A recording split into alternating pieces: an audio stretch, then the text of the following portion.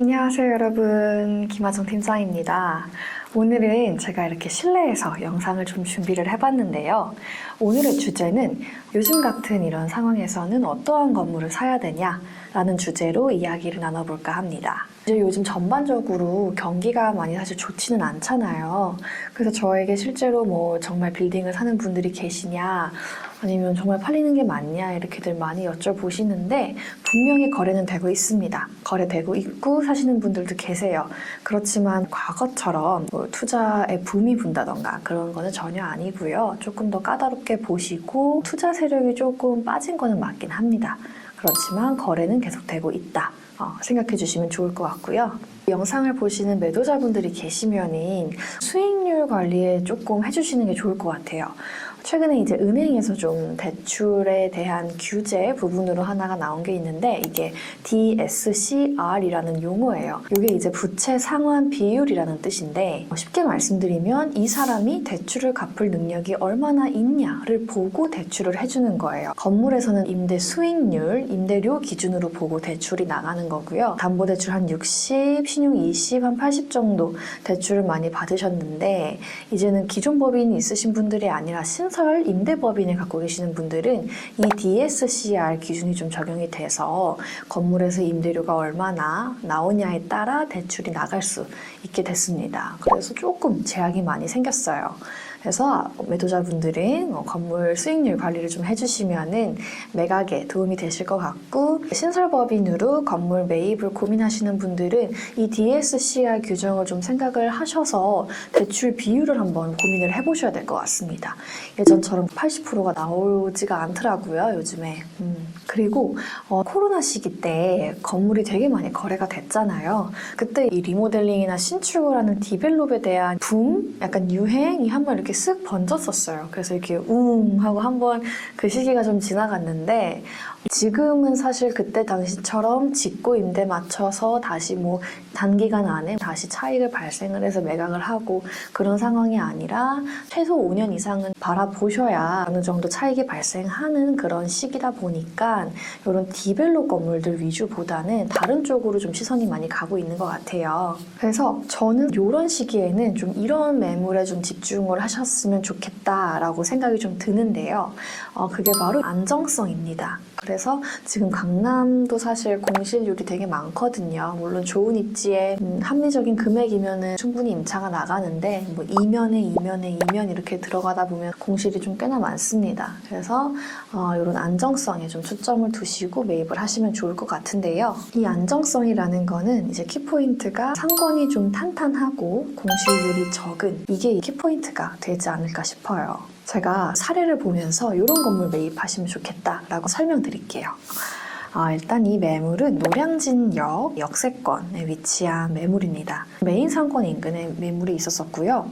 지금은 뉴타운 개발로 조금 인구가 빠진 위치이기는 하지만 그래도 워낙 메인 상권 쪽에 있어가지고 기존에 남아있는 인구들로도 커버가 가능한 입지입니다. 49억 5천만 원에 거래가 이루어졌고요. 평당 한 9,900 그리고 수익률이 한 2.8% 정도 나왔습니다. 이 매물은 평균 NI가 한 9만 원 정도 되는 그런 매물이에요. 근데 이런 이제 노량진 뉴타운 매물이 추후 다 재개발 완료가 돼서 약 1만 세대 이상이 노량진에 입주를 하게 된다면 제가 볼 때는 10만 원 초반까지 임대료가 상승할 여지는 충분히 있다라고 보는 입지이고요. 위치 보시면 역에서 한 도보 2, 3분 정도면 오는 그런 거리입니다. 그리고 도로가 양방향 통로로 해서 좀 넓어요. 지금 이미 저평가되어 있는 상태에서도 2.8% 후반, 3% 가까운 수익률이 나오고 있고 노량진 뉴타운이 완성이 되면은 좀 더 상승할 여지가 있다.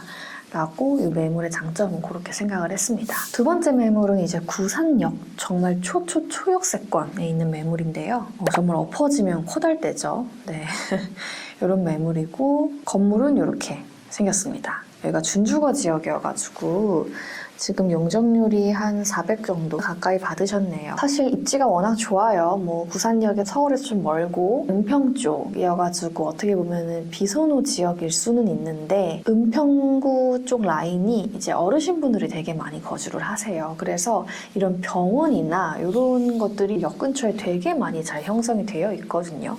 굳이 뭐 메디컬 빌딩까지 아니더라도 역세권이기 때문에 충분히 공실 위험 없이 갈 수 있는 매물이라고 생각이 됐습니다. 현재 수익은 4.5% 정도, 꽤 많이 나왔는데 NI가 평균값이 5만 원 정도밖에 되지가 않아요. 이런 역세권인데 5만 원인데 심지어 이미 4.5%의 수익률이 나온다라는 거는 내외부를 계산을 하면은 제가 볼 때 정말 보수적으로 잡아도 뭐 1층은 더 많이 받으시겠지만 상부층까지 한 7, 8만 원은 받으실 수 있는 입지라고 판단이 되고요. 그리고 이제 요건 조금 선호도가 많이 갈리실 수 있는데 쪼개 있는 개별 임차자예요. 그리고 상부층에 있던 주택도 명도랑 용도 변경을 되는 조건이었습니다. 그래서 여기를 내보내고 다시 재임대를 한다고 했을 때 임대료 개선의 여지는 충분히 있어 보이는 매물이었기 때문에 이것도 꽤나 괜찮았던 매물로 생각이 들고요. 이제 세 번째로는 요 구의역, 강변역 쪽에 위치한 항아리 상권의 매물이죠. 여기는 55억. 수익률 한 4점 초반에 거래가 됐고요. 준주거 지역이었습니다. 여기는 학원 건물이었어요. 임차 보시면은 뭐 아이스크림집, 드림영어학원, 태권도학원, 수학학원, 스터디센터, 상부층엔 이 주인분이 거주를 하셨었는데 이것도 이제 명도랑 용도 변경이 다 되는 조건이었습니다. 이 매물도 평균 이제 NI 값을 내보면은 한 5만 원 정도밖에 되지가 않아요. 그래서 상당히 저렴하게 받고 있음에도 이미 4% 이상의 수익률이 나오는 매물이어서 인기가 상당히 많았습니다. 세 가지의 매물의 특징을 좀 이렇게 정리를 해드릴 수 있을 것 같아요. 일단은 기존에 어느 정도 배우 세대가 잡혀 있고 생활 상권이 형성된 곳이다. 그리고 신축이 아니라 구축임에도 수익이 한 3%에서 4% 후반까지 나온다라는 매물이고요. 그리고 세 번째로는 좀 저평가돼 있는 상태에서 이제 추후에 내외관 수리를 좀 진행을 하면은 충분히 이제 그 이상의 개선의 여지가 있는 매물들이라고 판단을 했습니다. 그래서 제가 지역을 조금 추천을 드리면은 일단은 저는 7호선 역세권, 이 내방역, 이수역, 남성역, 숭실대, 상도 여기도 이제 사실 상당한 배우 세대가 있고 기존에 좀 상권이 형성된 그런 입지들이라고 볼 수 있습니다. 그리고 2호선이죠. 뭐 서울대 입구, 사당, 낙성대 이쪽도 좀 괜찮고요. 그리고 마포, 홍대, 뭐 합정 당연히 괜찮고 이런 대흥이나 공덕역, 효창공원역도 기존에 거주하시는 그런 배우 세대가 이미 충분히 깔려 있는 상권이에요. 그래서 여기도 좀 괜찮다고 생각이 들고요.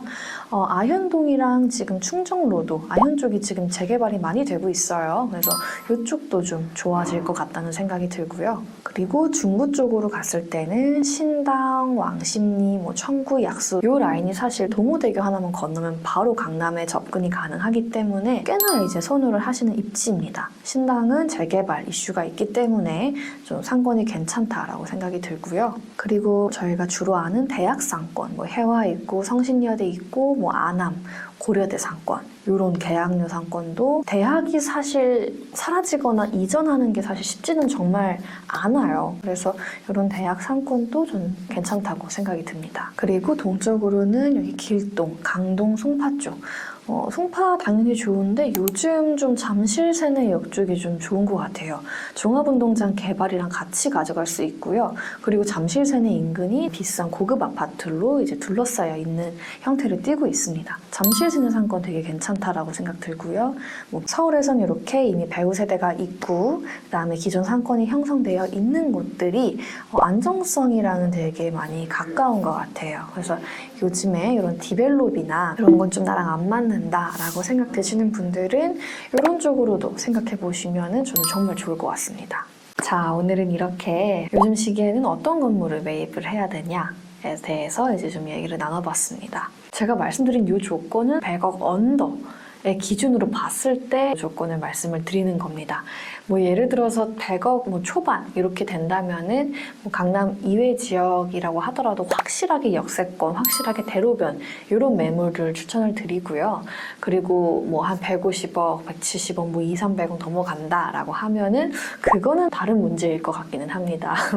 그렇게 됐을 때 사실 강남권에서도 볼 수 있는 매물이 좀 있기 때문에 그거는 좀 다른 문제일 것 같고 제가 추천드리는 건 100억 언더로 보시는 분들은 막 강남의 이면에 이렇게 들어가서 굳이 공실 위험을 안고서 불안하게 건물을 매입을 하시는 것보단 용의 꼬리보다는 이제 확실한 뱀의 머리에 이런 매물들을 저는 추천을 드립니다. 오늘 내용 좀 즐거우셨나요? 오늘 내용에 대해서 질문사항이나 저 매물 좀 받아보고 싶어요. 이런 매물은 어떻게 생각하세요? 이런 거에 대해서 좀 궁금하신 분들이 댓글 남겨주시면 제가 다 답변 드리도록 하겠습니다. 그럼 저는 더 유익한 영상으로 찾아오겠습니다. 안녕!